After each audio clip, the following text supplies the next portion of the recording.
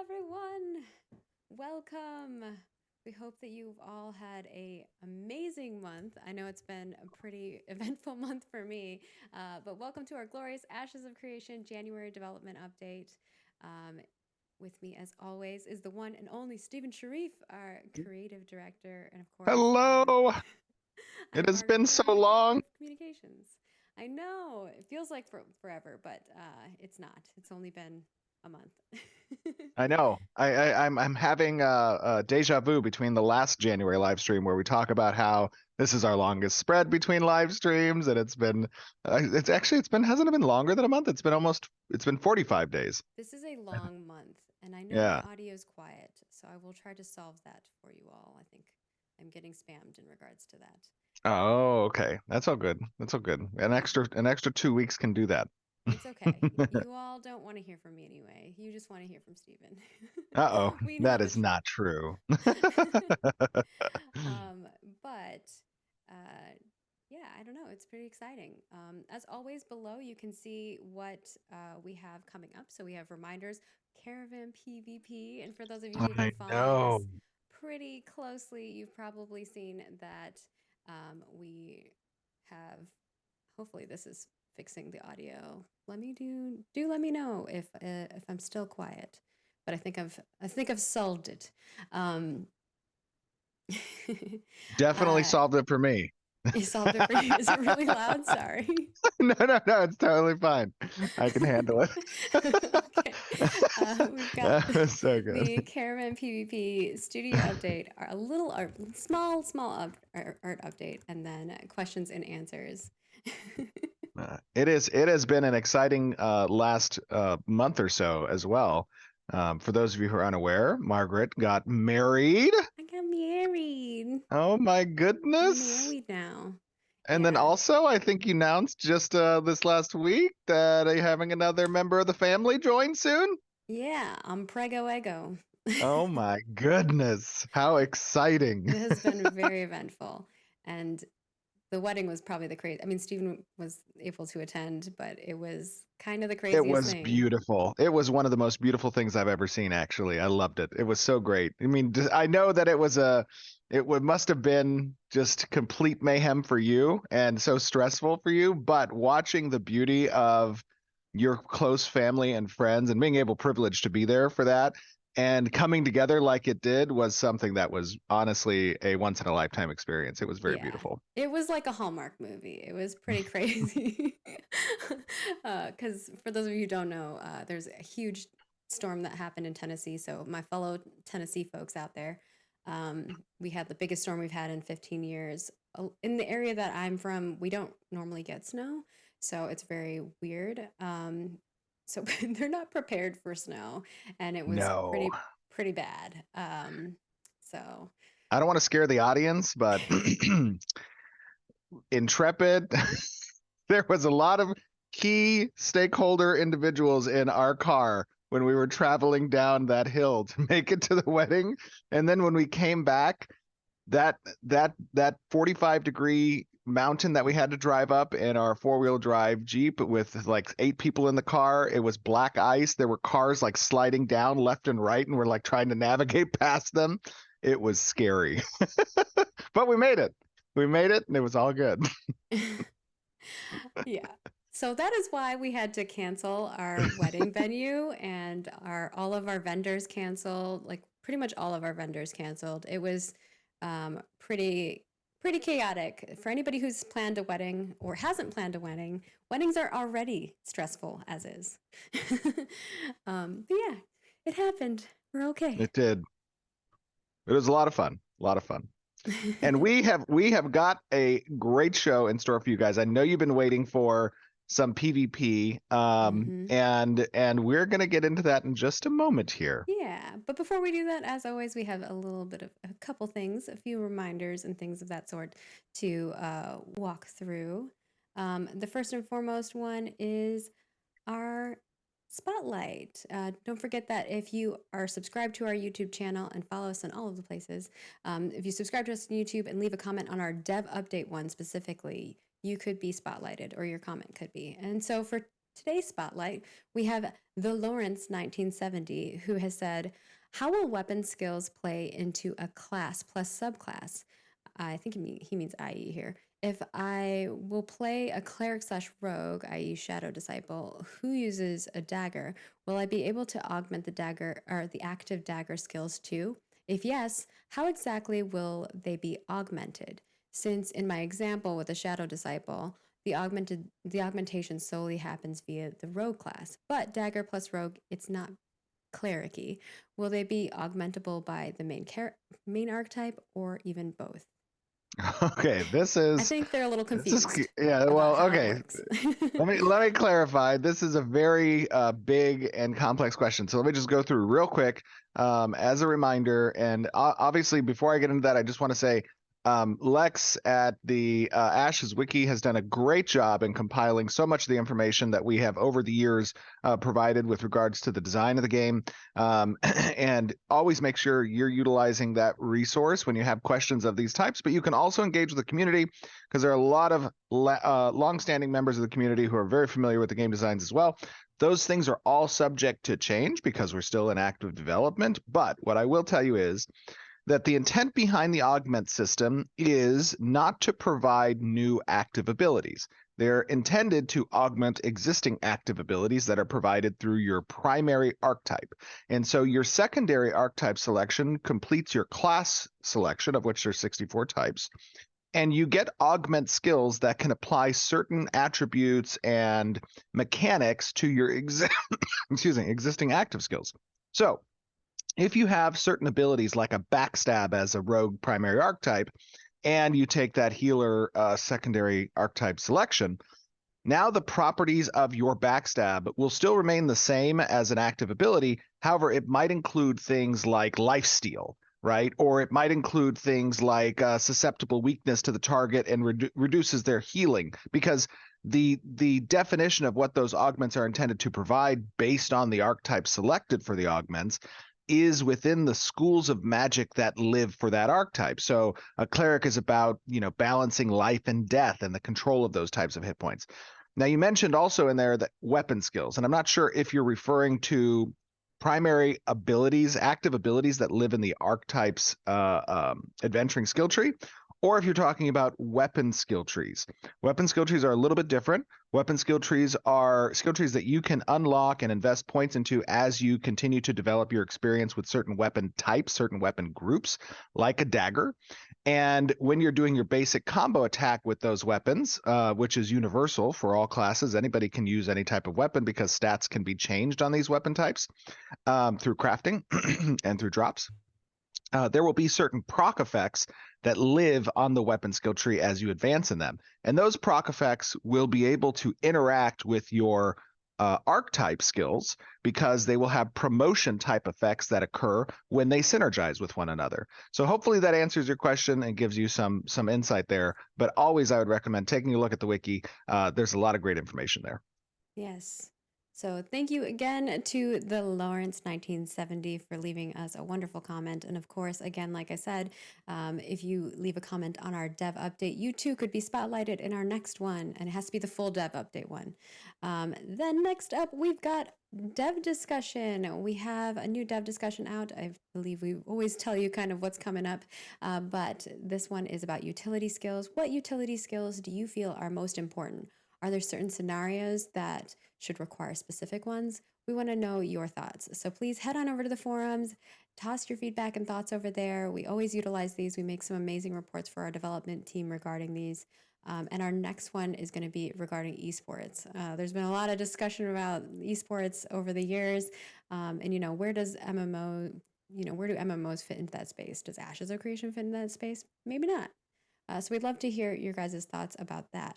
And our next thing here is remember we announced our delicious dev discussion. Well, now we have some of our winners and we wanted to spotlight them. So we're going to play a little video of those. So thank you so much for everybody who sent us submissions. You guys voted on which recipes you wanted, and it was really cool seeing Hey, look some at of them be Nark. made. I Yeah. watched Narc's video that he did as his profession as a baker, and I thought he did a great job. Look at Shaka Khan; those look great. Yeah, the glowing Wow. ones really turned out pretty cool too, I think. Some Oh people my did drinks gosh. and also a meal, which was cool. Wow, look at these. These are unbelievable and such great picture taking here. Oh, Nicholas, wow. These look good. I'm starving. Yeah. I know, we're like, it's lunchtime I'm yet? starving. Oh, look at the doggo. Yeah. I love the setup of some of these. They're so pretty. Wow, we have got some amazing photographers for we have got some Instagram experienced Yeah, Zara's got like the little skull in there. It's so good. But yeah, thank you all so much. We loved seeing these. The team did. We were, we were originally not sure how many people would participate with that, but it was really cool seeing it, and we appreciate it. that was The great. dev team was just so excited. We're definitely going to have more cool recipes. I know there's been talks of maybe a recipe book later down the line post launch. So maybe some things that you'll see for those of you who enjoy that kind of stuff. As somebody who enjoys cooking, I love cooking and baking. It was very, Mhm. very cool seeing that. So thank you. Um, and then the last thing that we want to remind you guys about, and this is more of less of a reminder, and it's more because we've gotten a lot of questions. The PR inbox was full of questions. CS has been getting questions. I know our community team, Roshan and Vacner, have been getting questions regarding it. But as you guys know, the shop update, our pre-order packs have ended. We are no longer selling pre-order packs. We did give a plethora of months notice whenever we put them up, but we let you know when they were going to end. And so it's been a long, many, many months that we have let people know in Mm. advance. But we tried to give as many reminders as we could, email reminders, social reminders. We tried to do our best, but we do want to let you know that we will continue to engage with the community and content creators to find other ways for folks to get giveaways and things of that sort. So stay tuned for that stuff, especially as we get closer to Alpha 2. And then beyond that, after our internal, or maybe, some of our external testing as well, after we get some, testing that we're satisfied with and we feel like we are able to, service additional testers, we will definitely find more methods for you guys to access the game. It won't be through pre-order packs. It will be through other ways to purchase. But yeah, we'll definitely find ways for you guys too. But we also want to make sure that we can service you well. So if we Yes. can't do that, we don't want to open a Yeah, and Pandora's box. I know it's weird. I have I have gotten some commentary from my colleagues They're within like, the why don't you industry. want our money? Yeah, I know. Well, also from some industry colleagues, I've gotten questions about, wait a minute, you closed your pre-order shop? We're like, yes.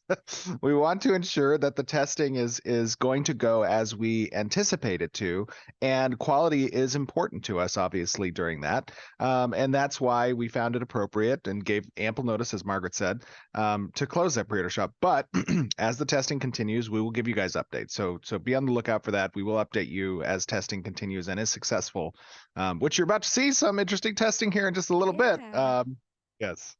Which, that's a great segue, Stephen. Why don't you kind of take it away? I know maybe you want to do a little prefacing before the Yes, preface before the preface. I love to preface before the preface. I'll preface multiple prefaces within the video, but I preface here in the stream because it's important that you guys understand, obviously, that this is still a work in progress. And I want to talk to you a little bit about what work in progress means.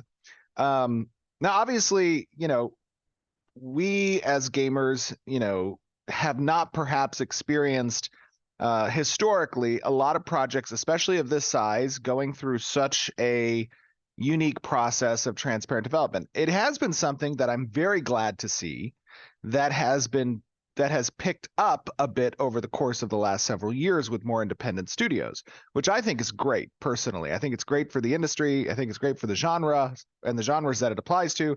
I think it's great for the consumer, the players, to have a voice in that process. That's something that we have tried to champion over the course of our development. And I think our team has done a great job. It is not without its difficulties. Obviously, having to juggle the tasks of showing what you're working on in a digestible format through these types of live streams and updates, while also actively working on the thing that you're trying to ship, is a difficult balance, right?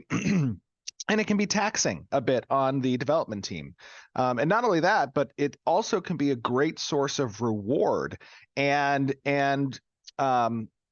we here at Intrepid, it is the highlight of our development team to watch the community's reactions, to get motivated by your guys' excitement, to have validation in the direction of our design theory and implementation of these different systems. And also, I will say, for our Phoenix Initiative members who are very dedicated individuals to help us test, there was a 10-hour long straight test session that we had on Monday, which was rigorous, to say the least. As we continue to move towards Alpha 2, phases of development move from the area of kind of pre-production into production, into like polish and getting ready for external testers.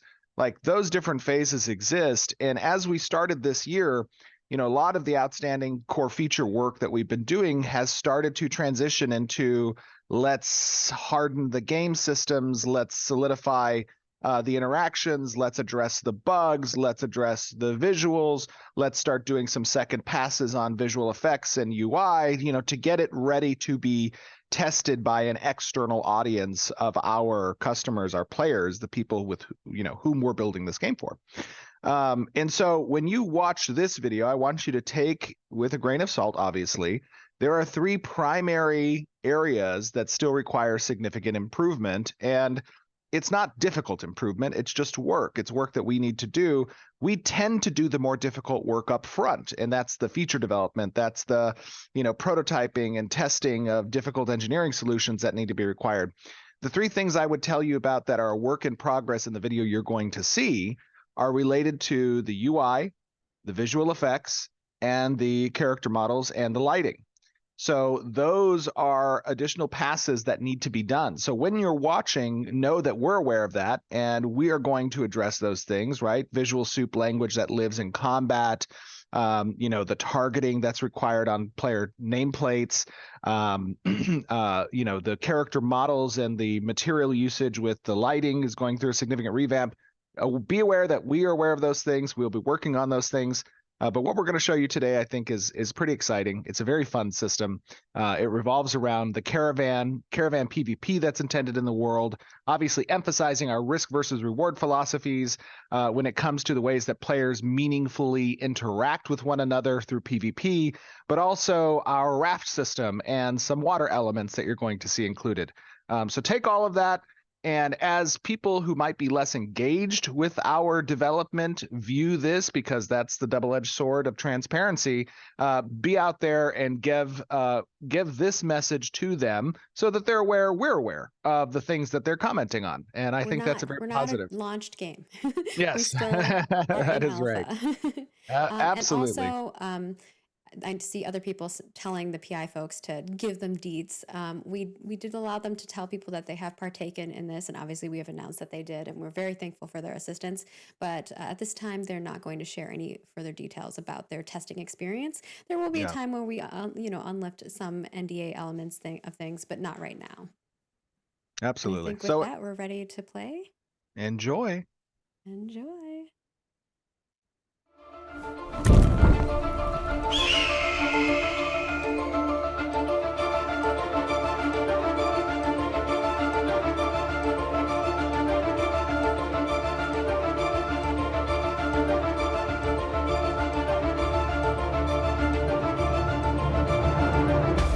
Hello, everyone, and welcome to yet another day in Vera. And today we have a pretty exciting showcase for you. I know it's one that many of you have been waiting for quite a while.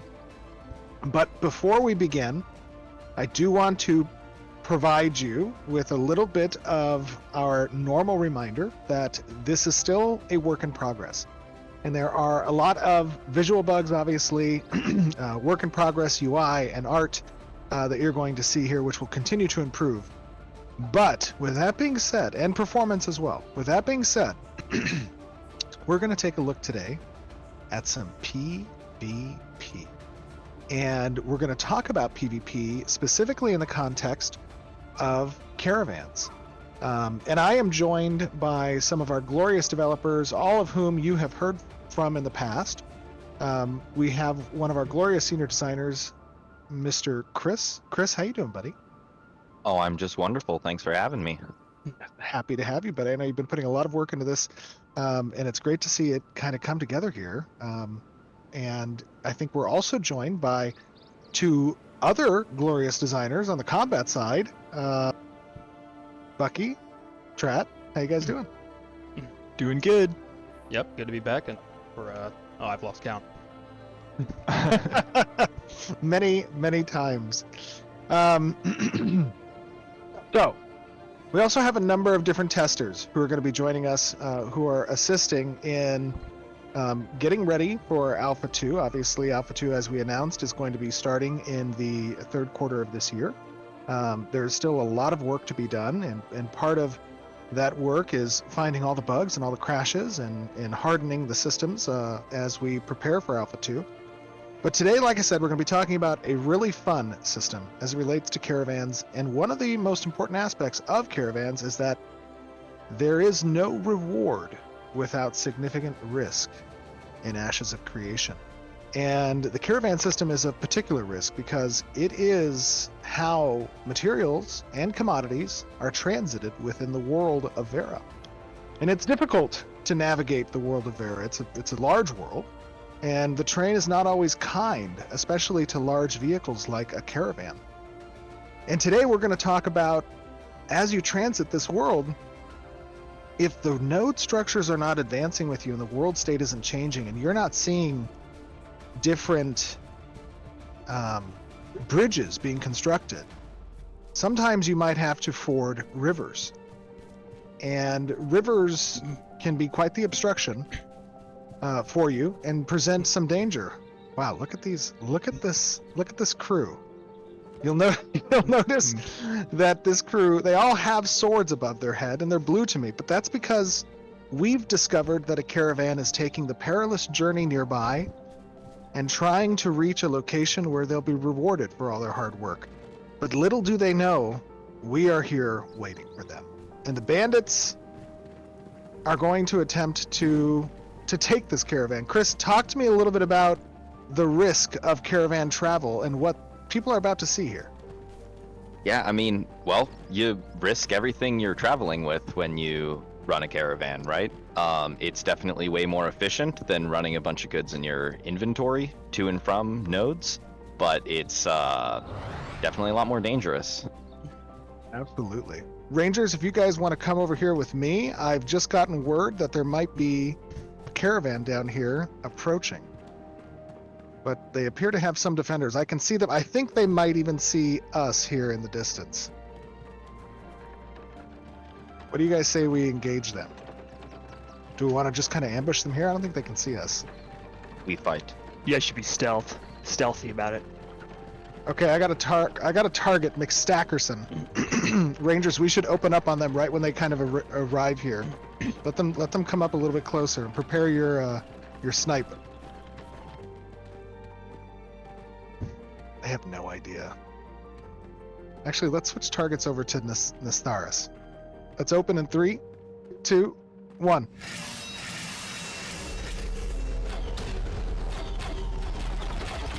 Oh no! Okay, engage them! Go, go, go!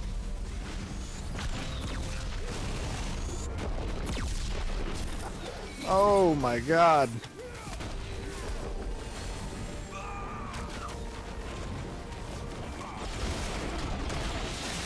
Oh, it's bloodshed. This is our loot.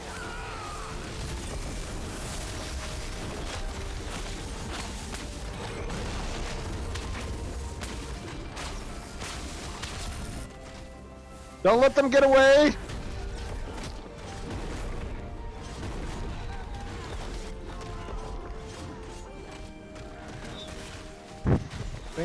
I think we may... Only there's a few left. I see Chibi Bree. Focusing the caravan.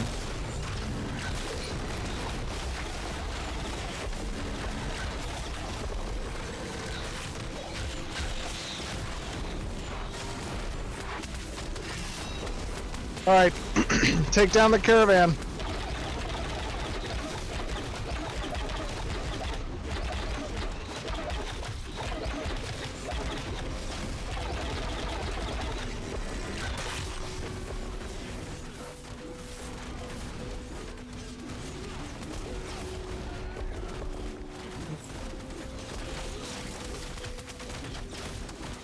Time for that delicious loot.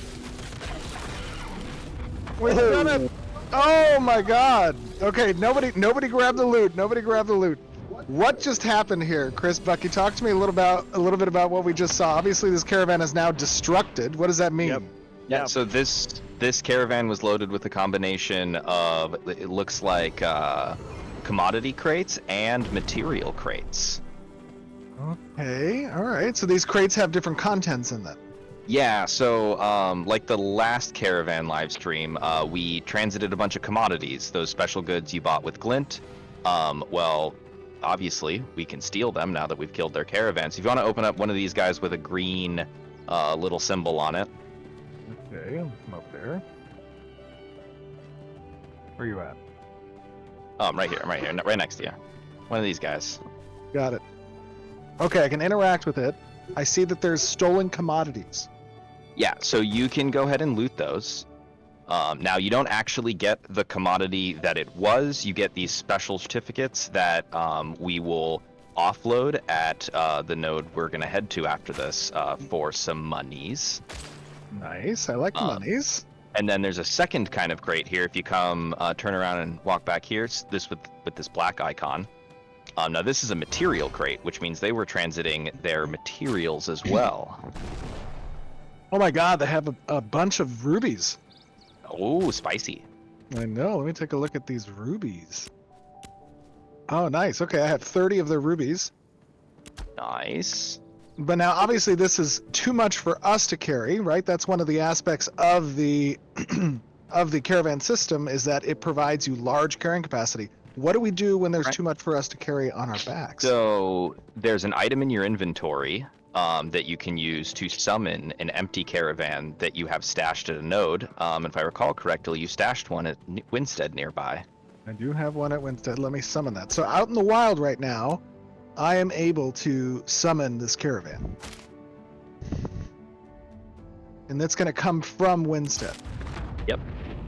Now, the way summoning works is the length of that summon is determined by where you're, right? If you were to summon from Winstead, which is pretty close to us, the wait's not going to be super long, but if you're summoning from, very, very far away, it's going to be a rough wait. Okay. All right, so now I've begun summoning my empty caravan to come pick up these supplies that we've just acquired. And obviously, if you were in the previous raid, you can go ahead and leave that raid. Because right now there's some still outstanding functionality required on the UI front, but it will be intended for that to be seamless in the future. But now you guys are joining my raid to defend this. And once this caravan arrives, it's going to allow us essentially to grab these outstanding supplies. Is that right? Correct, yeah. And another additional reason why you may want to summon a caravan instead of having all your people here pick up this stuff is you're going to get more for bringing the crate unopened to a node, right? So that material crate, you said 30 rubies from it. Yes. You're going to get way more if we take that to the node without opening it in the field. Okay, that's cool. That's awesome. And now, we just happened upon, obviously, this caravan here that was carrying supplies.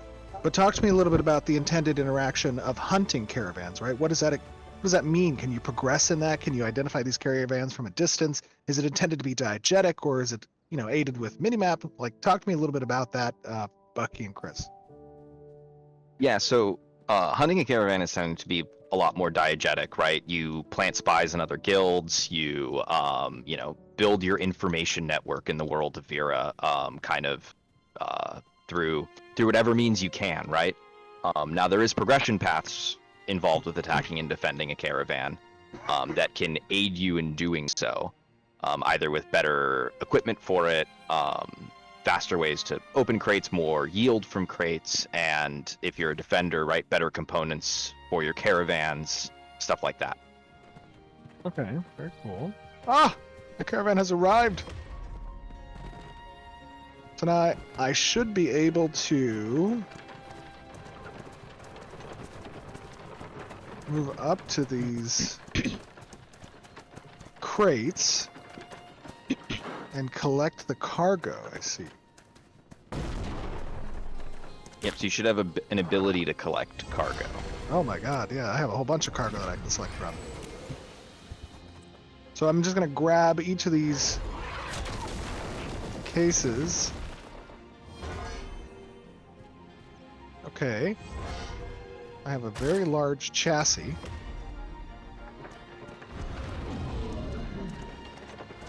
And I've collected a number of them. Let me see if I can collect some more. There's a case of Everburn scented candles and some more scented candles. All right, I think we have grabbed pretty much everything that we didn't already loot. Now talk to me a little bit about the differences between looting here kind of at the spot and collecting the cargo with the caravan. I can take this one. Yeah. Yeah. So like looting at the spot, obviously you can do right away, and the problem with that though is you forfeit a lot of the materials. A lot more get lost, and as you crack open those crates. But if you're able to have your own caravan and bring it there, you can loot, and you'll get more of the overall materials that way. But there will be progression for, you know, like you were saying about the Highwayman faction versus the Defender faction, and maybe there'll be some progression where you can get better loot percentage out of the field. Very cool. Now we talked a little bit ago about stolen goods, stolen supplies. What are the intent of that system? How do stolen goods and supplies work differently than commodities? So when you crack open a crate of commodities, you get you don't get the commodities themselves since they're like crated cargo items. You actually get stolen goods, and you can use those stolen commodity certificates to go and turn them into the black market to get some money back. Okay, nice. And that's an upgrade path that's available at different marketplace buildings? Yeah, that's a specialization of the market. Normally you can sell them back to anything, but it's not going to be very much. Like the normal vendors of Vera don't want those stolen goods, but if you know the right people, you can get your money's worth out of it. Very nice, very nice. Now, obviously, we just had a large-scale, relatively large-scale combat between two of these raids. Trad, talk to me a little bit about kind of, you know, how our approach towards Alpha 2 is going to incorporate additional development of this group-based combat in PvP and kind of where we are with it now. Yeah, absolutely. So as you've seen in a lot of our previous archetype live streams, there's been a lot of, you know, representation of single player combat. Like, you know, we usually go in there with 1 to like maximum of 3 people just because we want to really highlight like the abilities. But here you're obviously seeing that much larger scale scenario, and that's where we're going to continue moving forward, thinking about like the group utility, because that's what like adds a lot of class identity to your character, right? Is like when your party invites me, or your raid invites me, like what do I provide to the group? And that's where we sort of shifted our focus on for this next iteration of ability design. Okay. I see there's some dead brown bears up here. That's concerning. Oh, let's hitch a left here. Okay. And so what we're going to do down here is we need an alternate path to reach Marilith, because the path by road is a bit obstructed. Some of the bridges have not been developed yet. So what are we about to do now? So there's this nifty thing that I think you alluded to last time we talked about caravans, but we are gonna traverse the river instead of the land. All right. So what you're gonna do is roll up here and go ahead and walk your caravan as far into the water as it'll let you. All right. I see beautiful Carfin. All right, now you should have an ability on your caravan hotbar to transition to raft. Convert to raft. Ooh, okay. And I just deployed this. Yep, just deploy it. Oh, that is awesome. So this process takes a few minutes. You're gonna have to basically wait and defend your caravan while you're transitioning to raft, but riding on the water has its benefits.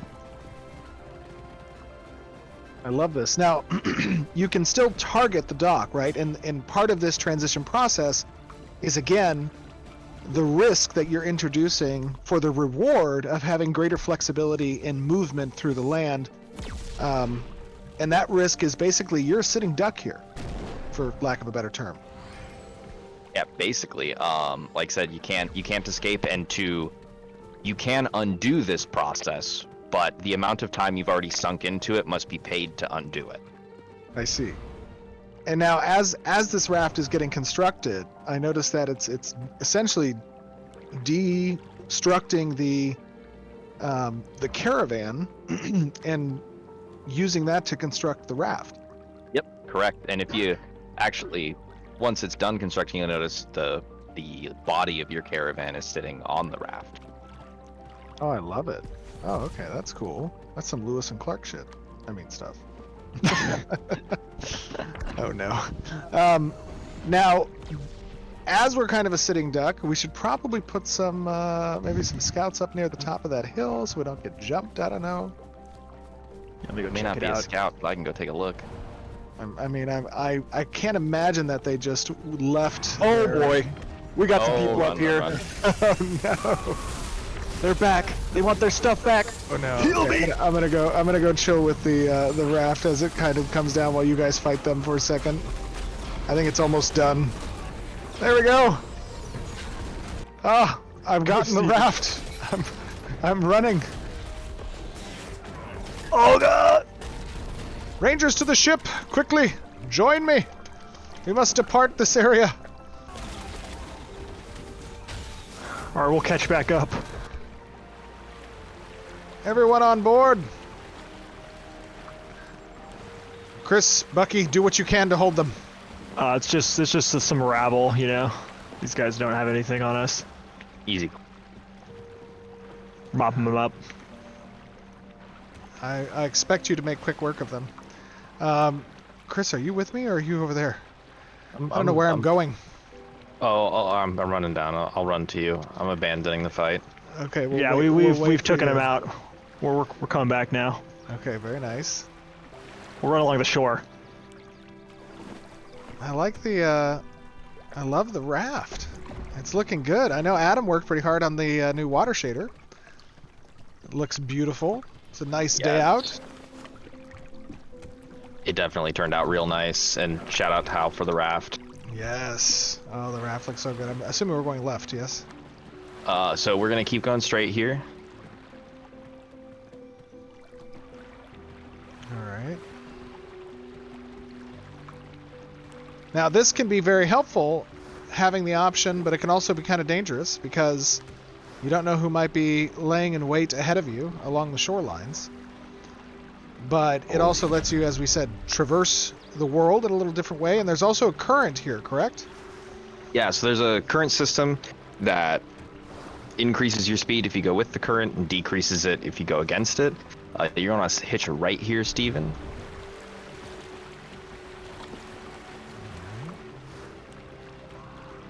And those currents are kind of different based on the location in the river, correct? Yeah, they are. They're different based on the location in the river and like the strength of the river, right? So like, you know, where we kind of started there was more of a lake body, so the current's not super intense. But, you know, we could have a place that's, you know, near rapids, right? Got it. Where are we going here? This is looking concerning. Oh, Steven. Did I ever tell you I have the sense of direction of a mongoose Oh, trapped in a God! paper bag? Oh my god, shoot Attack them. us on the Turn around. on the Go rock. the other way. Take them out! Steven, you're gonna crash into a rock. Oh god. You're gonna hitch a right here. I'm sorry. I wasn't paying attention to my map. No, not yet, not yet, not yet. Oh, I'm trying to watch behind us. You're gonna beach us. Is there someone on board? Oh no. Not anymore. That was a defender. Oh, heavy fire on Dread. All right, I think we made it out. We're safe now. Trad, how's it going on the battle side? I'm outnumbered. I'm running. Oh no! Meet us at the landing point. If you are a bandit, get out of there and meet us at the landing point. Don't let them follow you though. Win the fight, then meet us. Yes, win the fight, then meet us, or die and meet us. How about what we do that the other way around? Yeah, that'd be good. So, these are obviously some of the risks of traveling by raft. Let me turn down my sound effects just a little bit. There we go. Now, it's not all bad because we can land and turn us back into a land caravan again. And that's Yep. coming up here, correct?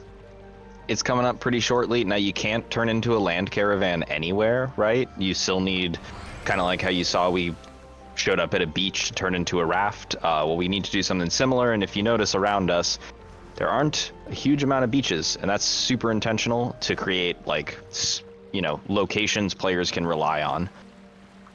Got it.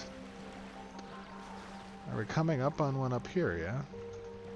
Oh, I Yep, see we're our coming up on allies. one on the right there. We're up And here. our Let me friends. see if the current kind of carries us forward a little bit. Oh, it does. I'm not moving. Our current moves. Love it. It's a light influence for this current. It's a very light current. All right, everybody secure the perimeter. I am converting into a land caravan again. On it. It has begun. Securing perimeter.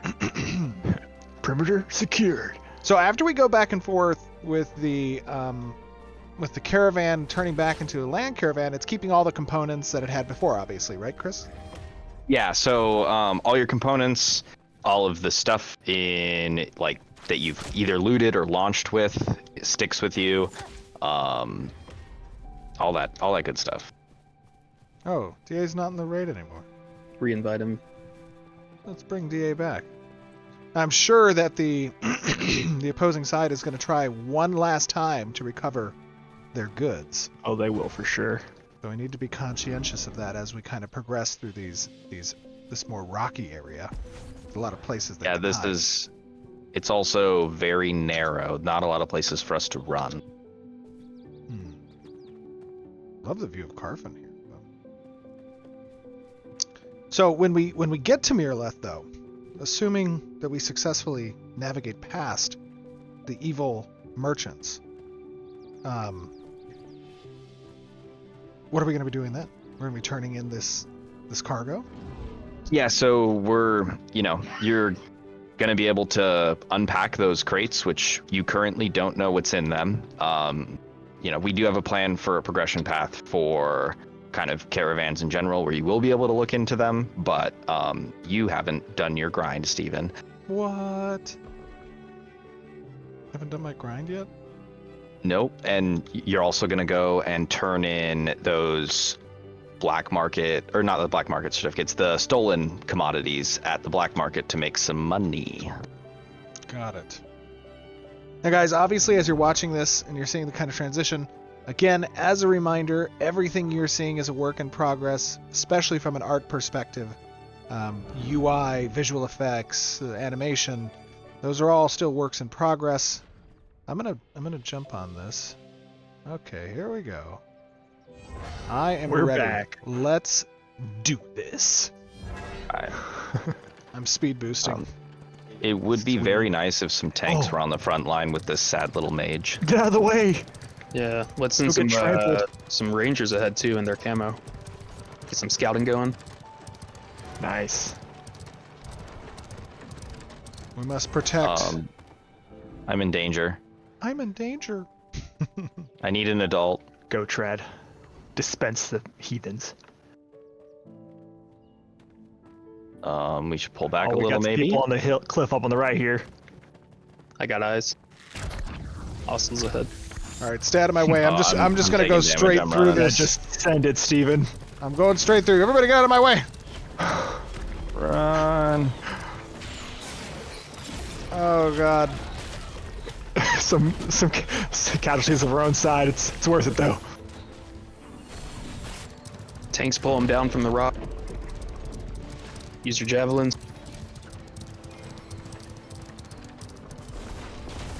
Oh. Running, You guys got running. this? Yeah, we're kind of just walking right through them, honestly. Not even really scared at all. They don't have enough to contest us. We're Yeah, too look at them. powerful. They fear the might of our bandit army. I remember this way. Last time there were a bunch of zombies and skeletons here. Yeah. Yep, I think the world team has changed them to rock golems. Oh, or the world state has changed, perhaps? Or maybe they did change the rock golems. That's gonna be a Jeremy question. Yeah. And we've left Vertec. Good sacrifice. Did we make it out? We're they're coming up. still being Hey, chased. everybody up here, go back and kill those people. Don't let them near me. Back, fiends! I'm gonna use my last speed boost. My god, they're using dark magic. Who's the rock elemental? Oh, yeah, don't pull aggro. Definitely not. I'm almost- trailing behind you. Oh, I found the skeletons. Cycletons. Yes, that's what I wanted you to do.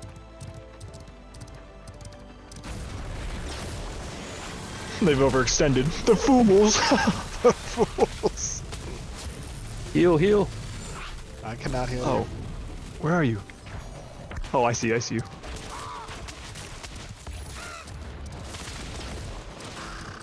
My gosh. Alright, we're almost there. We're so close.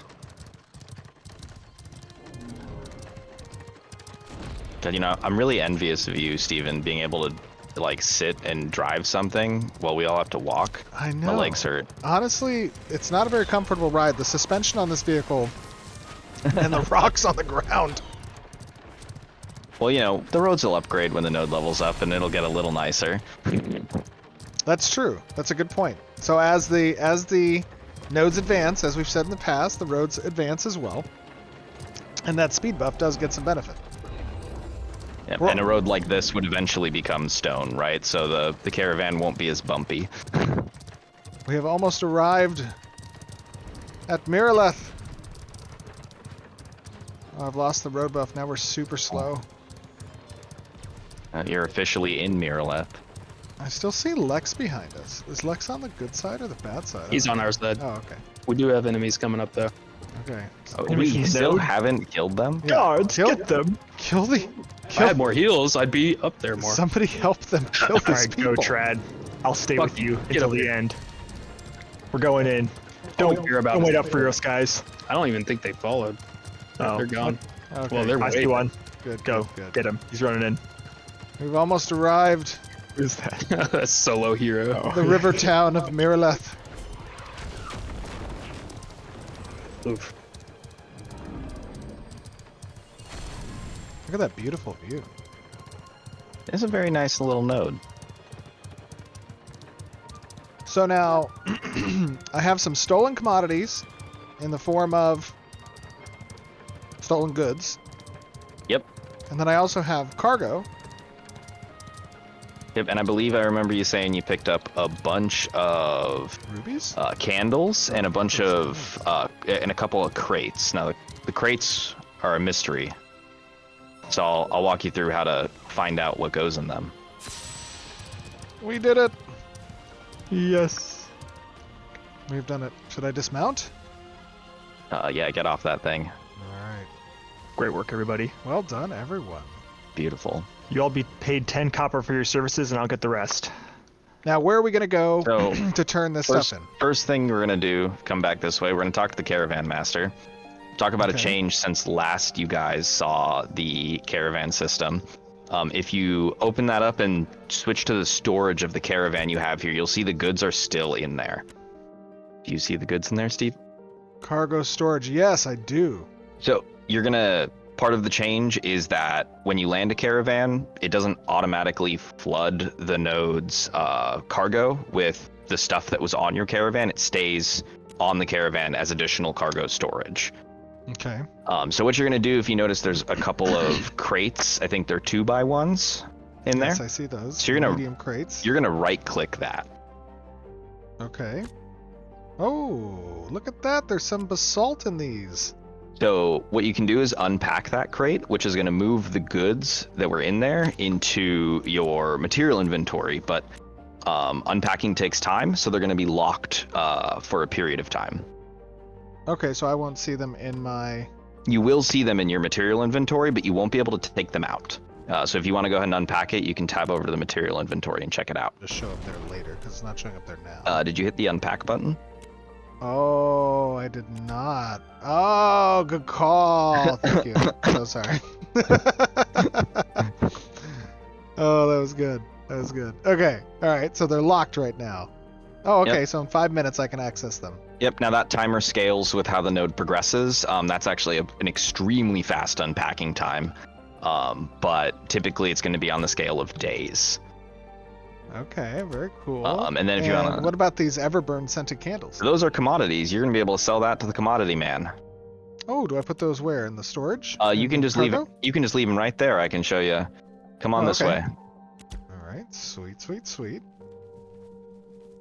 And now, obviously, the unpack time, fees, everything associated with it, those are all options that you can choose to manipulate within a node. So you can make your node kind of the, hub for trade or for landing caravans and whatnot, depending on the options that the cities choose. Exactly. So if you go ahead and talk to this vendor here, Okay.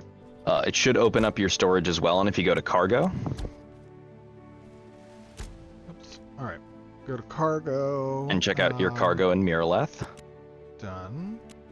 you should be able to sell those commodities to this gentleman straight from your caravan inventory if you scroll down to the bottom of your cargo inventory. Oh, there it is. Yes, very nice. Okay, cool. Oops, hold on, let me fix that. Now, guys, remember, UI is a work in progress right now. This is very functional, not playable. Okay, so I see a bunch of these. I can sell them right now. What am I selling them for? You're selling them for gold. You stole Right, another but- man's potential gold. I recovered them. They stole it from us to begin with. That's right. Oh, sure. Yeah. We're the good It's guys, Chris. Do I right-click those to sell Yep, them? right click them to sell them. This is functionality we showed in the last live stream. It's just they weren't yours to begin with. Now I see when I right-click it, it opens up the crate, and inside I see nothing. That could be a bug. That's a bug. That could be a bug. Guys, you're going to see some bugs. That's the way So things go. last thing I want to show you though, Steven. Yes. I want you to, while you're talking to this vendor, in your inventory, your player Okay. inventory, you Yep. should have those stolen goods that you got from the crate that you Oh, opened up. yes. So if you Okay, I talk have to some this, stolen commodities. if you talk to this gentleman and hover over it, it'll tell you how much they sell for to the commodity vendor. But don't sell them. All right. Yeah, we Okay. know a guy, Steven. Now I'm talking to this vendor, and do I just hover over them in my backpack? Yep. Sell price, it says, is 0. So this man is not going to give you a lot of money for that. But How dare this man? we've got a guy. Come follow me. Yeah, we got a guy. Oh, he doesn't trade in stolen goods. Yeah, he's a reputable vendor, but Okay, all right. We're looking for somebody over So here. this is the new upgraded marketplace here in Miraleth. Now, as we kind of briefly mentioned, there are upgrade paths to the marketplace. Now, this one's been expanded. So if you follow me into this little back alley and into this Okay. little outhouse, Oh. Oh, we've found okay. the black market. My goodness. Ophelia Blackwater. Now, this was because this is an expansion that Miraleth has in their market. Correct. Yeah. So marketplaces don't normally come with a black market, and it's a part of the expansion tree. So it's a choice you can make on your marketplace to be where bandits take their stuff. So I'm going to right-click on the stolen commodities. Yep. Oh, okay. It just gave me some gold. Very nice. I've sold it. And now you have to pay us all, so everyone line up to get traded. All right, yep. Where's my cut? Oh yeah. Okay, everybody line up. All right, a little bit line up there, a little bit. All right, well done. And then we gotta just throw the wait line. here. I'll be right back. Oh no, wait. Let me. Hey, block the hold on, door. yeah. Oh no. Okay, I'll be back. You guys stay there. Ladies and gentlemen, we have just seen some PvP. We've seen some whitewater rafting. We've seen some caravan events, and we've had a great time. A little bit of some bugs, obviously. This is still our road to Alpha 2, so that's to be expected. But I do want to thank, obviously, our developers for joining us and explaining everything, our testers for helping participate so that we're able to kind of show off all of these systems. And as a reminder, of course, I know I can't say this enough, as we continue to progress towards Alpha 2, you will continue to see polish be done, bugs get fixed, stability improve, performance improve. Right now, we are on that road. We have just come off of heavy development of our feature and core systems, our features and core systems. And now we're going to be refining that. We're going to be tightening that loop, and we're going to be fixing things up so that we can get a lot of people in game and start testing these systems. I hope you guys enjoyed today. We had a lot of fun doing it, and there's a lot of stuff still yet to show. But with that being said, thank you all for joining me, and thank you for watching. We'll see you back on stream. Bye.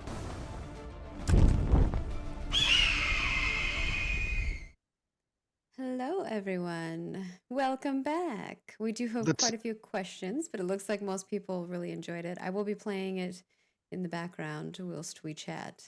Despite the odds of our team being severely outnumbered, we managed to overcome that just completely imbalanced setup with the defending team and defeated them. I hope you guys enjoyed that demonstration. It was tough. I think they couldn't see everybody that was battling you, Yes, so they thought the numbers weren't even. we didn't. The numbers weren't even, purposely so, right? I mean, Yeah. guys, remember, part of this demonstration is to show off certain systems. So yes, you know, a lot of these things are kind of run of show. We're intended to defeat them. We're intended to take their stuff. We're intended to transition to the raft. That's the intent, right?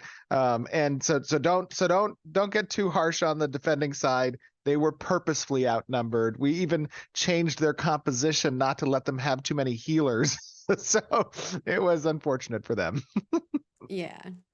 But we do have quite a few questions. The first one here is, how will risk versus reward be balanced for both the caravan attackers and defenders? Some folks kind of seemed like they were feeling like defenders were at a disadvantage. Yeah, I mean, you know, here's the thing. Emergent gameplay, such as this, right? Caravans are the induction of emergent gameplay, which means you cannot predict the situation you're going to be in when you use a caravan. That's part of the risk. The risk is the unknown. If you could predict it, then your ability to mitigate that risk would unfortunately remove that dynamic, that ratio of risk versus reward. So you might come into situations where you didn't anticipate. Whoops. Did we lose? Are we back? Okay, I we're don't back. think we're down. Oh, I was On just my end, looking it's at just the shown chat. green. Okay. So that's weird. I have no idea. I think we're still here, so it's fine. Okay. So anyways, as I was saying, you know, you cannot predict the risk. That is part of the equation, right? In some cases, you know, you may want to over provision depending on how valuable your load is on the caravan, right? That means it's it's better to travel with friends. There might be mercenary guilds that you can bring along. You can invest more in the components of the caravan so that it's more defensible, more maneuverable. You might want to go at unique times so you can mitigate the potential resistance. You need to ensure that the flow of information around what you're intending to do is restricted to a close, you know, circle of trusted friends or guildmates. Like there's a lot of different dynamic variables that exist within a system like this to answer that question. All right. And then the next one here is the time to kill scene during PvP in stream kind of like right around where we're wanting it? or if it's not, Yeah. like what changes do we think that we'll probably be making? Obviously, balance is not on the. We're Sure. not balancing quite yet. Right. Preface Yeah. this. So when we talk about time to kill, you'll notice here, and we're going to put this video up in 4K shortly after the stream. So I know that obviously the bitrate on Twitch is not super friendly to a high definition video, but afterwards you can take a look. When you do watch the video again, take notice of how, and this is a big point of discussion that I would love to get the community's feedback on, and we've talked about this in the past. But if you are targeting another player, specifically another player, not an NPC, if you're targeting another player and that player is not a member of your guild, alliance, raid, or party, okay? Those are the 4 affiliation factors. If they're not a part of those 4 groups, you will not have specific information of their HP level. You will have quarters of information to their XP level, and you may progress to get that a bit more granular, perhaps to 6ths or 8ths. You're not going to have exact information about what amount of hit points they have available to them. That level of obfuscation protects a bit of that engagement, that TTK interaction, right? So you might overshoot a target if you don't know exactly if they're down to their last 20% or 25%, right? That, I think, is a very healthy thing to have in PvP, but it is not a normal game design mechanic, right? In fact, it's not normal for modern day MMOs to have that component. It was normal for more old school games to have that with MMOs, something I personally enjoyed, but it's a great point of discussion for you guys in the audience to talk about what that means. So when we talk about TTK, you'll see here, as Margaret said, we haven't done a definitive balance pass, and there's a reason for that, right? We're not in the right stage to yet do that definitive balance pass because we're still touching some of the skills of each of the archetypes and revamping them and playing around with them. But generally, when it comes to finger in the wind, we're around where we want to be for TTK, right? And that's probably on the bit faster side of TTK for MMOs that we're accustomed to. But we're a PVX game as well, so discuss that as well. Right. And what's really funny is I know you're not looking at the questions, but the next one was about the HP and not being able to see enemies' HP. Did you want to cover anything else in regards to that? Because people were wondering if that's on purpose or not. That is on purpose. As I talked about, like that level of obscurity, I think adds an interesting dynamic to combat. If you're not certain of the outcome of an action, that is going to change the decisions you make, right? And that level of variability in combat yields outcomes that can be drastically different from situation to situation. It's not as prescribed. And I think that's an important interaction in PvP. Now, PvE is a little bit different. You will see exactly the HP of the monster you're fighting, right? And that level of prescription, I think, is okay. And we can address that with certain types of behavior trees and the way the NPCs interact with the player character. That can be a little bit unpredictable to influence that with a variable nature. But in PvP, I think it's okay to have that level of obfuscation. And then this one is more just people curious about what the blue lines were that were coming from people. And yes, that was a cleric ability. That was a heal that was chaining out. There's a funny story about that blue line that's going between people. So that's an ability of protection essentially from the tank archetype. Oh, the other one? Okay. Yeah, the blue line that's between them. Okay, yeah, that one. Yeah. So funny story. It's on the screen right now. Yeah, funny story. Monday we had that 10-hour test session, and we were experiencing some server crashes. And we were inspecting our logs and taking a look at what was happening, and we couldn't exactly see what was happening because it looked like everything on the server was running okay. And so we adjusted our logging to a more verbose setting, and we found out that the crash was the result of an infinite loop, because that ability redirects damage to the tank. And during the playtest, we had some tanks that were casting that ability on each other. And so 2 people would have that ability cast on the opposite person. They'd take damage, and the damage would cause an infinite loop on the server between each other where the damage was getting redirected. Oh, it was good times. The little things you don't experience until you have mass combat. Yes. But yeah, exciting, exciting. There's also another one that happens when you heal, but I see. Yes. Are we able to summon our caravans before the combat has ended? So some people were saying like, hey, it looks like we already are Yeah, winning. Could we have placed it beforehand? That way we're not sitting absolutely. around waiting. Yeah, you can totally do that. But again, these are evaluations you need to make when you're out in the wild. By having a caravan, you are drawing attention to yourself because players can see that from a distance, from a zone, from a radius perspective, and they can choose to engage you early on. Now, another thing to take into account is when a caravan gets destroyed, its components get destroyed as well. And you have to repurchase the caravan and you have to repurchase the components. So that's a decision that you get to make, right? Is it worth the risk to have the caravan more readily available? Or do you want to summon your caravan that has perhaps high cost components associated with it after you've ensured that the need for the caravan exists?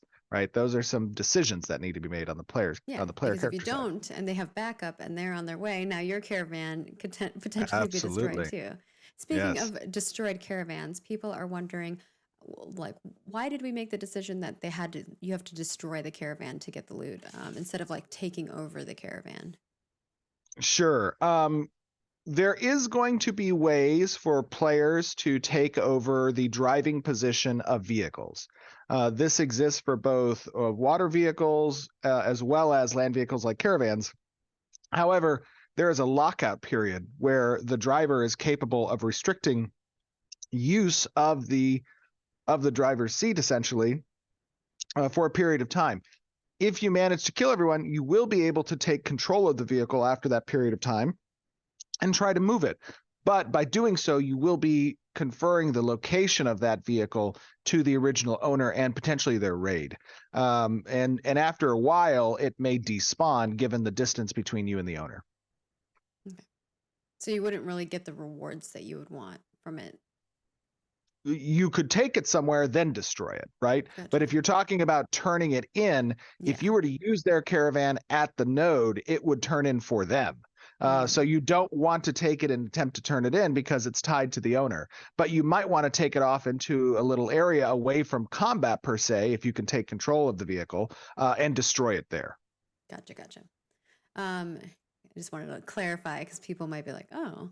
And I see a question in chat from Yeah, Winter go too. for It it. says, "Does the despawn leave the loot on the ground?" Yes, that's correct. Either the destruction of the vehicle or the despawn will result in the loot being deployed to the ground or in the water. In the case of merchant ships. Can players instantly summon boats either as a defender or attacker during the raft building process? So let's say the raft is being built and we want to deploy our boats so that we can assist, or is there only space to deploy a certain amount of boats? So ships can only be spawned at harbor locations. And there's a very important note about rivers as well. Rivers can only be used by caravan rafts. Ships that are intended for the ocean cannot travel upstream in a river. It is too shallow, right? And that is not the intended gameplay there. But if you're So the talking big about boats. the big boats, Yeah, exactly, big ships, like the only rafts. galleons. Yes, only rafts, which are the conversion state of a caravan, can traverse rivers. All right. Um, let's see. The next one here is, does the raft take on the perks and stats from the caravan, or does it have its own? Do you have two separate stats here? Yeah, we talked a little bit about that. Right now, there's still some design discussion around that. Currently, the stats of the raft are going to be informed by the components of the caravan, but they do share the stats across right now. Whether or not we want to change that in the future, that's going to be a topic, obviously, of testing. All of this stuff is going to be tested as part of A2. We're going to iterate on it after we get that testing data from players and get the sentiments from players. You guys have an opportunity now, as you're kind of seeing this system in play, even though you're not playing it per se, you get to see it in play and you can give commentary and thoughts around it. That's why we do these streams. So make sure you're giving your thoughts on it in Discord, on the forums, and we can Yeah, take a look at that. speaking of that, I was going to announce it later, but after this stream, or it might be up right now. I don't know if Wagner's got it up, but the Caravan PVP preview thread will be up. So please, please put your feedback in there. Vacnar and Roshan always do compile great reports for our teams, so that would be fantastic if you have thoughts. Because I see you all typing. You have thoughts, so type them over there. And then we have, do caravans in transit show on the world map? So like, if I'm not part of the caravan, will I see that there's caravans in transit? Or will that No. only be seen by me as the personal driver when I'm looking at the map? You will only be able to see the caravan if you are a member of the caravan's raid or if you are the owner of the caravan. If on the map, if you are not one of those, then you will not see it on the map. If you come within proximity of the caravan, you'll be prompted through an event UI to participate if you wish as a defender or an attacker. While I know balance is still on the table where things are not balanced, people did note that some of that cargo was in days that you would not be able to access it. Yes. Is that intended? And also, is that days IRL or days in game? Yeah, I would say, I saw a lot of people saying, "Oh my God, days." It is intended to be days in game. However, what I will You say stole the loot. is that yes, but the problem is that you're going through a process. Okay, so let me explain why that throttle exists. So that throttle of timing out the uncrating of materials and supplies is intended to mitigate the impact on the local economy that transiting materials has within the world, right? Now, that's a runway, which means that through certain decisions that a node makes, whether it be upgrades or policies, they can reduce that amount of time significantly, right? And by creating a differential or a disparity of the amount that days would represent versus hours, you can have the nodes that select those types of upgrades and policies really become the epicenter of trade within a particular region because they have reduced that days amount down to potentially hours. So it makes them a trade hub, essentially. So we need to have that variable length of runway in order for that to be a meaningful decision on the node to exclude certain other upgrades in exchange for becoming that trade hub. Now, we want to, again, throttle the impact that the economy has to drastically change within a set period of time so that we don't undermine a lot of work that other people might have done to promote a certain type of material within a node, and now it gets influxed by an outside influence, right? So that throttle exists for that reason. Now, what I will say, however, is the most easy thing to change are numerical variables, right? So when we talk about a particular design or a mechanic and we say, oh, that's days versus hours, it is easy to change that like this, right? That is It's the just data intent of the pointers in system. disk, yeah. Exactly. So when we talk about, oh my God, it's days, that's something that is going to be tested. We're going to find the right spot for that from a balance perspective, and we're going to adjust it as necessary. All right. And I know that people are, I think it was more of whether it was in-game days versus IRL days were what It is concerned about. that was intended to be IRL, right? Any type of numerical value that is attempting to communicate to the player how much time they need to wait is almost always going to be in real life time, because we don't want to put you through the hassle of having to equate what the transition is from real life time to in-game time. All right. And then kind of showed something on the stream that people haven't seen before, and that was stealth a little bit. Yes, correct. Yes. People are wondering how the stealth mechanic works. I Yeah. don't know if you're ready to kind of share that No, information. absolutely. So, we talk about certain types of utility skills, and we've talked about stealth in the past. Technically, what the ranger has is not true stealth. It's called camouflage. And camouflage works a bit differently. At a distance, you will see a slight, sorry, my mind can't think right now. You will see a slight shader effect on the character, where you'll be able to kind of see predator style where they are. The closer they get, that will become more apparent. If they get too close, you'll be able to see them. At any distance, you can click to target them. And there are some additional abilities that can counter that, such as the mage has an arcane eye ability, which reveals stealth or camouflage characters within a distance. So it's not like a rogue's true stealth where they can be at stealth within a very close proximity to characters and still not be detected. The ranger has to be at a distance from a character in order to be stealthed. It's a distortion. Thank you. Some people are saying distortion and diffraction. Yeah, works. There's a lot of moving pieces up here. Sometimes they get lost. The index rate is We knew what you meant. We all saw it. The next one here, and this is probably the last one because we need to move on to wrapping things up. Otherwise, we'll be here all day. Is can you send out an empty caravan as a decoy? Is that an option? Yes, you can. However, there are visual indicators on what the caravan might be carrying versus how full it might be. And so in order to effectively create decoy caravans, there is progression that's allotted through one of our social organizations. One of our social organizations have the ability to provide unique vendor lists and craft lists of crates that can be empty but look full. And so if you want to advance in that particular social organization, you could then create decoy caravans more effectively, as well as decoy merchant ships. All right. And as a reminder, we have a forum thread, Caravan PVP preview. Please head on over there. Toss us your feedback. We would love to have that. Our wonderful community team, Roshan and Fakner, will be compiling your feedback, sending that over to the developers. So yes, please, if you have thoughts about what you saw today, that is the best place for us to compile it. Of course, we'll be looking at your feedback in all of the places, but that just makes it easiest for us when we're compiling things.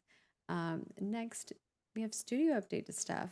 Do you have anything you want to share with Steven? I know it's been a crazy just even month for the game industry as a whole.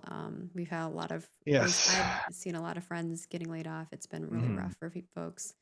Yes. Yeah, it has been. I just want to obviously talk a little about players. I know that in our community, you may see articles that talk a little bit about this. You might be aware of it.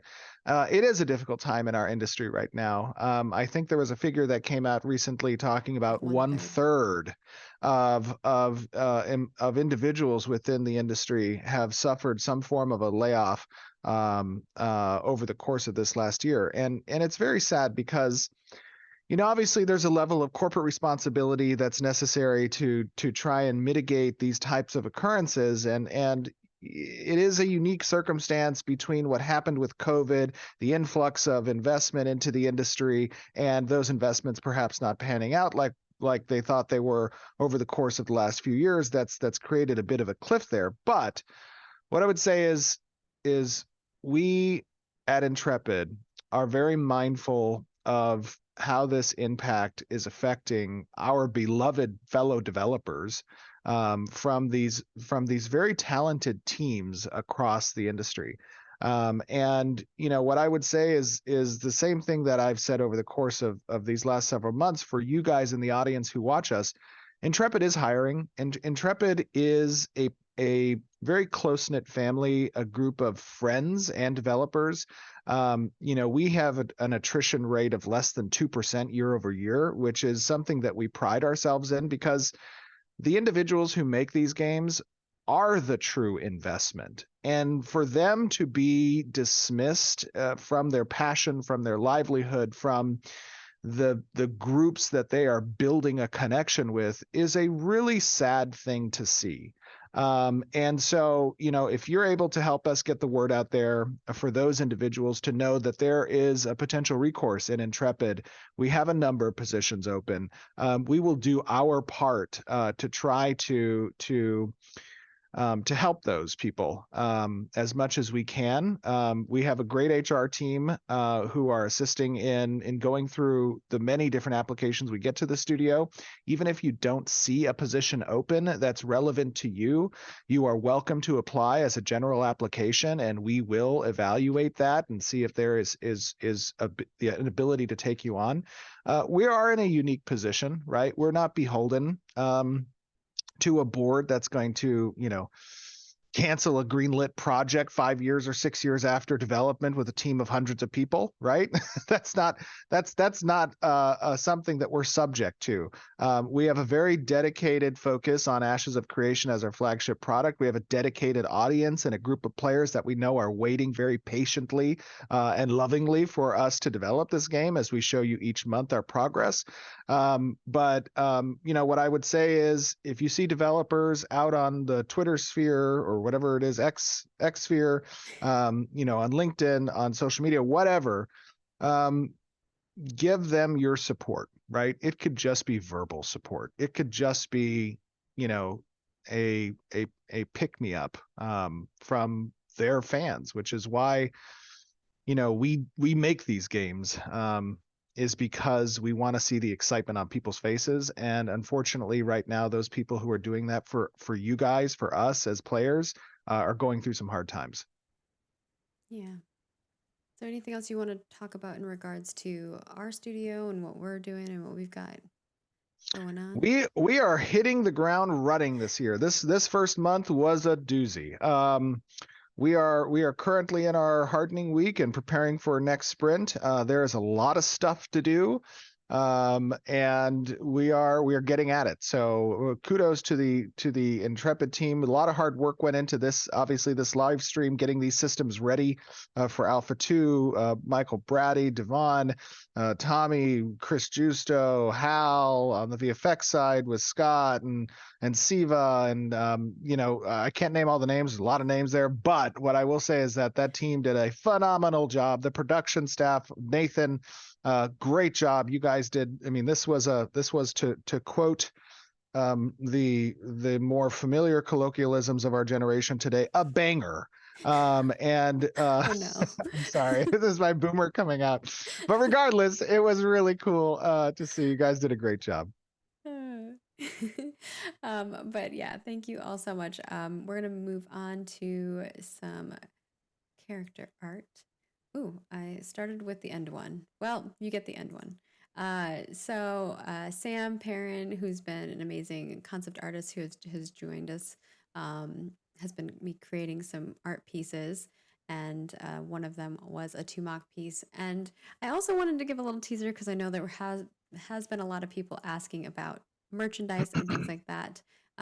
We are working very diligently on merchandise stuff. And one of the things that we think would be cool, and I also kind of wanted to gauge your guys' interest, is a piece like this being a puzzle that you can actually put together and things like that. So we do have some art pieces that we would like to turn into puzzle pieces. So if that's something that you think would be really cool, do let us know in your feedback. If it's not for you, that's okay too. There'll be plenty of things you can wear. I think, things that people wear is what people want, mugs, things like that. But yeah, this is a wonderful piece of 2 mock. Love it. It's beautiful. Sam did a great job with this. And then the next couple pieces here are in regards to concept. So VFX also gets concept art for their visual effects, and kind of right in line with this little guy here. This is a shaman cyclops, and they're doing like Call of Dire Spirit, is kind of like Call of the Dire Spirits type of thing. And so you can kind of see the different transitions of the VFX that they're working towards. And they do many different variations of these things to kind of come up with the decision. And we have a wonderful director of art now. I think Jim, yes, Jim, our art director. Jim is now taking the reins of our art direction at Intrepid, and he is doing a phenomenal job so far. Yeah, so I wanted to kind of just show little pieces. I know we've shown a lot of concept art pieces, but not necessarily when it comes to VFX. But this is meant for the cleric ability. But even when it comes to those pieces, those visual effects that you're seeing, we do make concept art for those. And sometimes they're making quick. Our designers will make quick animations and quick VFX, and those sometimes are ones you guys are seeing whenever it's not finalized classes. But as we get further along, it gets to these stages where we're actually finalizing and picking the ones that we really want, and they put a lot of love and heart into it. And then the last piece is our wonderful Peering Loris. This is the 3D model of the Peering Loris. So for those of you who got that, I'm sure you'll love it. The hands are so creepy, but I'm so into it. I can't wait to see the variations that the designers come up with and the I artists love its come up with. eyes Yeah, and its little weird semi-Ferengi looking ears. yeah, cool. Our artists always kill it. And with that, we're going to wrap up and do just our Q&A. We'll try to get through as many as we can, but I know we do have to be conscious of Steven's time. And in the background, I'll just play the video that we had of our Caravan PVP. I think if you want to grab the top 5 questions, maybe All right, would be we'll good. do the 5. I mean, they're randomly generated or randomly Okay, selected that's from fine. forums. But our first forum person is Castai, and they want to know about freehold customization. Will players be able to shift the terrain, such as by raising, lowering, or leveling it within their freeholds? No, that is not currently the intent behind terrain. You will not be able to adjust the world terrain. However, there will be a variable degree of slope. That's an acceptable placement position for different buildings, and those will be facilitated through a general stilt approach to building to placeable buildings. All right, and Nick Ross wants to know about resurrection. Will mass resurrection methods work in combat? Yes, there will be mass resurrection abilities. Some of those abilities will be conferred to vehicles slash ships, as well as player character archetype abilities. And they'll work in combat or only out of Yes, combat? Okay. there will be excuse me, they will be in combat abilities. Okay. And then Leonardo wants to know, Leonardo, I like that. Leonardo. I just saw the way it was spelled. Wants to know about caravan interactions. If it turns out that the caravan PvP is very uncommon, would you try to incentivize it more, or would you just leave caravans as a vehicle for commerce and focus on the whatever other things that people are interested in? That's a good question. It is a more I think design philosophy question, right? If you have an intent for a system and that system is not yielding that intent, then the question is, what is it yielding? And is it yielding something that is fun? Is it yielding something that players want, right? In that regard, then you might have stumbled upon through design, through the magic of iteration and play testing, something that players want. And perhaps there's a way to deliver the intent you missed out on in another fashion, right? Vice versa of that approach. If the system is not providing the type of gameplay that is intended, especially with a game like an MMORPG and like our MMORPG, which is highly intricate with the types of interconnectivities we want between systems, then it can be missing an integral component of the player experience and the overarching design, in which case we would need to adapt. And sometimes that adaptation can include additional incentives or reward tables, as you posited in the question, or vice versa, a different approach entirely. So it's hard to answer that hypothetical because it depends on the data we get back. All right. And then the next one is from Ezra, who wants to know about organizations. Is the team developing social and religious organizations in a modular way so that player created ones could be made to exist later on? We are not developing those in a modular way because there is a very specific intent for those disparate paths.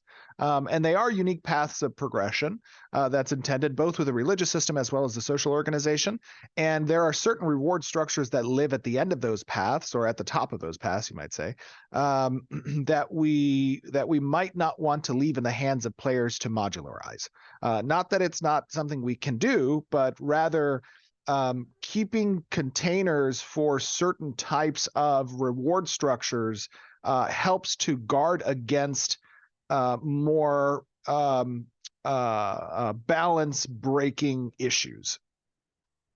All right, and our last one here is from Frost01, wants to know about animal taming.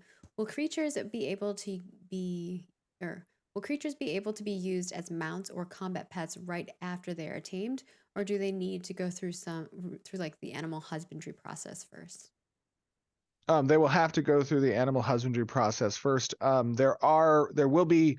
It's not just taming that introduces mounts and or pets to players. Those can also be introduced through quests, in which case those particular creatures will not need to go through the animal husbandry system.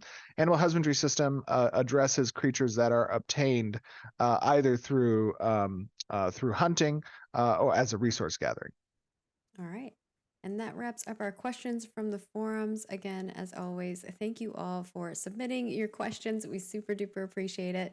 And if your question didn't get answered here, often it's because your question has been already something that we've answered, and Wagner does a great job of replying to you and letting you know where you can find the answer to your question, or sometimes straight up answering your question. So definitely go check the forums back if your question didn't get answered here during this segment. And with that, I think we're wrapping up. Do you want me to share the video that you shared on social to Oh wrap yeah, up? if you have it, okay, I if you do have it have it available. prepped because I thought you might Yes, last no, minute try to throw it at me, and I'm so proud of you. I unstressed myself out. Let's end with that. And for those of you who didn't see it, I did post it on Twitter and I put it on Discord a little bit. But I just want to give you this morning at like 4 a.m. I was waking up and I think Bucky was going to bed, and I saw a post in the Archetype core team channel on Slack that was talking about some of the abilities that have been stood up by Bucky for the Bard.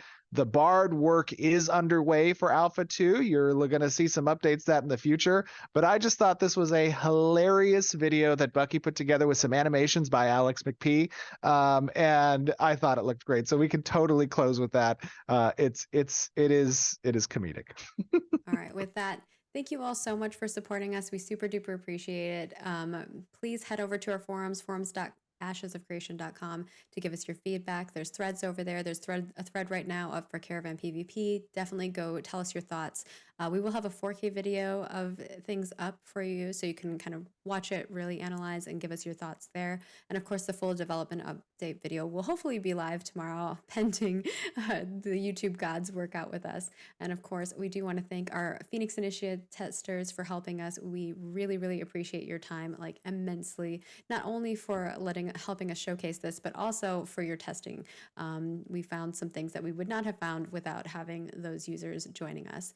And of course, all of the developers who helped us out and who have worked really hard on Ashes of Creation. This is for you guys. So hopefully you've been loving seeing. If we can get some hearts in chat for our developers, that would be wonderful. I know that would mean a lot to them. And of course, Stephen, for your time. I know it's very valuable here. We will have the VOD up on Twitch right after. You can check it out. And don't forget to leave us a comment on our development update video. One person who's a subscriber and also has left a comment will be spotlighted as per usual. And also follow us on all the places. We are Ashes of Creation, all of the places. We try to post frequently. So come hang out with us and chat with us. And so you don't miss out on things like this. If I can hit the button.